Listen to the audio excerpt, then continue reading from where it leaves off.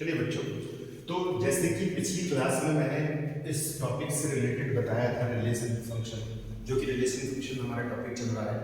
पिछली क्लास में मैंने आपको बताया था कि इसका कुछ बेसिक्स यानी कि ऑर्डर्ड पेयर्स क्या चीज होता है। फिर हमने उससे रिलेटेड कुछ क्वेश्चन सॉल्व किए। अब ऑर्डर्ड पेयर की हमें आगे और भी जरूरत पड़ने वाली है। वो कहाँ जरूरत पड़ेगी? तो अगला टॉपिक हमारा जो है वो है Cartesian product of two sets. Cartesian product of two sets यानी कि ऐसे मतलब हमारे पास दो सेट दिए हैं, हमें उनका क्या करना है, कार्टेशियन प्रोडक्ट निकालना है। ध्यान रखना, दो का ही हम कार्टेशियन प्रोडक्ट फाइंड करते हैं। वैसे तो तीन का भी कर सकते हैं, पर हमें क्या करना था, पेयर वाइज करने होते हैं, क्योंकि ऑर्डर्ड पेयर हमारे दो एलिमेंट से रिलेटेड है। ठीक है, तो हम उन्हें भी फाइंड आउट कर सकते हैं, कोई दिक्कत नहीं है। तीन सेट्स को भी प्रोडक्ट कर सकते हैं, लेकिन उन्हें स्टेप बाय स्टेप करेंगे हम लोग। तो जैसे सपोज दैट हमारे पास कोई दो सेट है ए और बी, कैपिटल ए और कैपिटल बी, और उनमें कोई दो एलिमेंट है small a and small b. अगर मैं उनको एक ब्रैकेट में बंद कर रहा हूँ, इट्स कॉल्ड ऑर्डर्ड पेयर्स। तो सेट ए और सेट बी में अगर मान लीजिए बहुत सारे एलिमेंट्स हैं और हमें उन्हें क्या करना है, उनका कार्टेशियन प्रोडक्ट निकालना है, तो इसका मतलब ये होगा कि जितने भी हमारे ऑर्डर्ड पेयर्स आएंगे मल्टीप्लाई करने के बाद, ठीक है, उसको हम बोलते हैं ऑर्डर्ड पेयर्स। तो देखिए हमारा ये डेफिनेशन है, वेल डिफाइंड डेफिनेशन भी समझ लेते हैं। ए और बी दो कोई सेट्स हैं, the set of all ordered pairs, the set of all ordered pairs मतलब ये है कि बहुत सारे, क्योंकि देखिए सेट ए में मान लीजिए बहुत सारे तीन चार एलिमेंट हैं, तो और सेट बी में भी एलिमेंट हैं, तो कुछ कुछ एलिमेंट्स हम लोग उनको आगे बताऊंगा मैं कैसे हम उनको ऑर्डर्ड पेयर्स में लिखेंगे। तो ऑर्डर्ड पेयर्स है such that a belongs to a and b belongs to b is called Cartesian product denoted by a cross b। यानी कि जितने भी आएंगे the set of all ordered pairs का मतलब ये होगा कि ऑर्डर्ड पेयर्स जितने भी होंगे उन सबको जो है हम लोग एक ब्रैकेट में बंद करेंगे, is called a cross b। तो a cross b का मतलब ये होगा a, b subset such that a belongs to a and b belongs to b। ये तो डेफिनेशन है हमारी। एक नोट याद रखना है कि अगर a और b में से कोई भी एम्प्टी सेट है, फाई का मतलब यहाँ पर क्या है, एम्प्टी सेट है, तो उनका क्रॉस प्रोडक्ट जो है यानी कि कार्टेशियन प्रोडक्ट जो है, या कार्टेशियन प्रोडक्ट बोलते हैं हम लोग, कार्टेशियन प्रोडक्ट जो है वो कैसा होगा, वो एम्प्टी सेट होगा। ठीक है, तो अब हम इससे रिलेटेड क्वेश्चन सॉल्व करेंगे। कार्टेशियन प्रोडक्ट का हम लोग फाइंड कैसे करते हैं, ये तो मैंने डेफिनेशन बताई। अब हम कार्टेशियन प्रोडक्ट को फाइंड कैसे करते हैं। जैसे सपोज दैट कोई दो सेट है ए और बी, बहुत सिंपल है, आप आसानी से इसको समझ जाएंगे, कोई प्रॉब्लम नहीं आएगी आपको।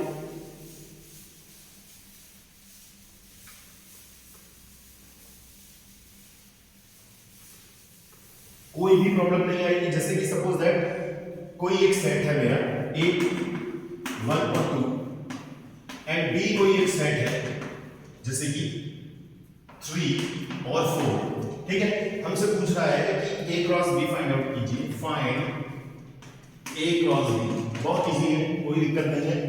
a क्रॉस b के लिए हम क्या करेंगे, जैसे कि ये पहला हमारा सेट a का फर्स्ट एलिमेंट है, उसको हम लोग किसके साथ करेंगे, 3 और 4 के साथ मल्टीप्लाई। तो हम इसे ऑर्डर्ड पेयर में लिखेंगे 1 3 1 4। ध्यान रखना, ऐसे देखिए 1 3 1 4।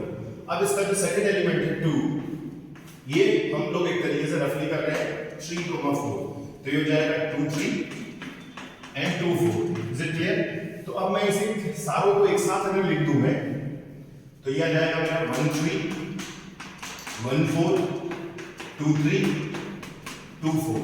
ठीक है, और इसे हम लोग एक कर्ली ब्रैकेट में बंद कर देंगे, तो ये आ जाएगा मेरा a क्रॉस b। इजी है ना?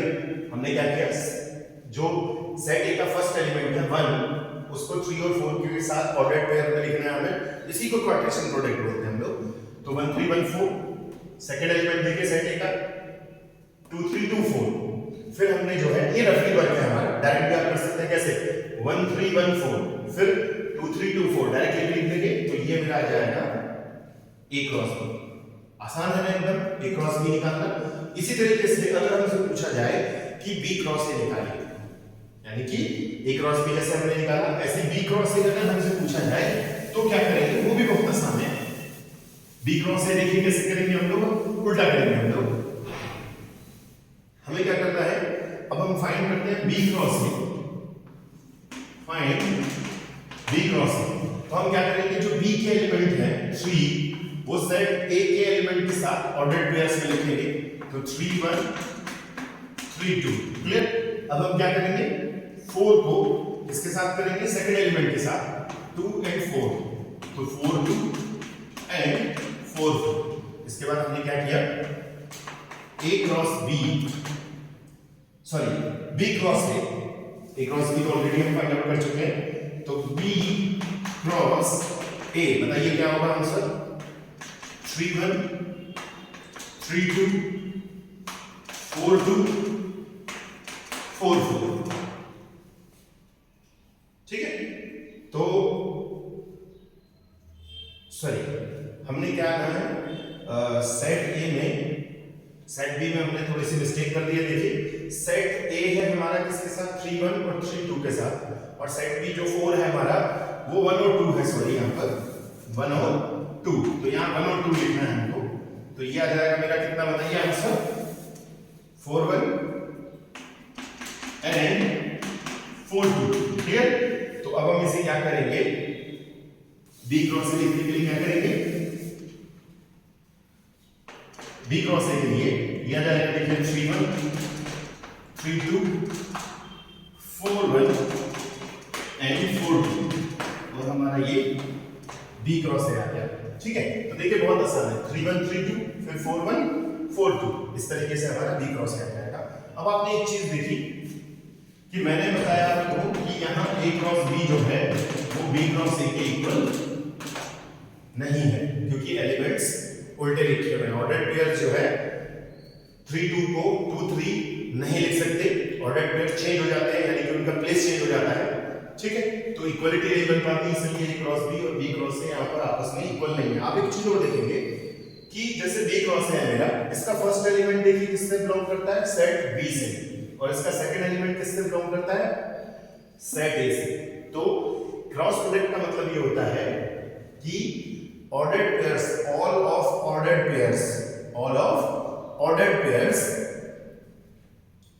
को हमने जब फाइंड किया, वही हमारा क्या बना, b cross a and a cross b. तो हमने यहाँ पे ए क्रॉस बी और बी क्रॉस ए निकालना सीखा। तो ए क्रॉस बी और बी क्रॉस ए निकालने के लिए कोई ज्यादा बड़ा कंसेप्ट आपको याद नहीं रखना है, सिंपली आसानी से निकाला जा सकता है।